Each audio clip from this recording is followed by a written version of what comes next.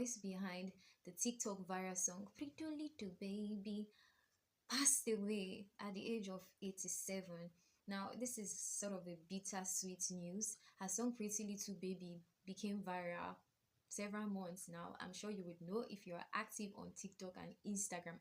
After more than 6 decades, in June during an interview, Connie actually said she had even forgotten she recorded that song. I mean, she released over 70 albums all through her career, so I can imagine how she would have forgotten the song. Moving on, the United States President Donald Trump has been diagnosed with a chronic vein condition known as chronic venous insufficiency, a condition that affects blood flow in the legs and results to swelling and bruising. And notably, photographs taken from Donald Trump's meeting with the Crown Prince of Bahrain showed a discoloration in his right hand. So it caused quite an uproar on social media. However, on Thursday, July 17, the White House press secretary confirmed that the president was treated earlier this week, and the White House physician, Dr. Sean, confirmed that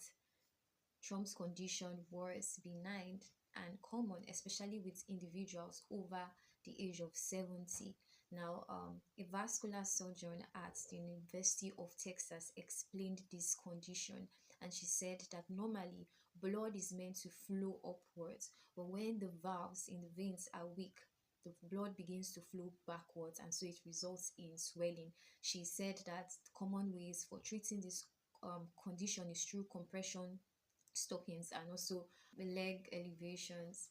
I hope the president is okay, but we're assured that it's not life threatening and he's fine and on with his duties as the president. My name remains Esther Salami. Make sure to like this video, share it with your community, subscribe to the News Chronicle, and I will see you next time. Bye bye.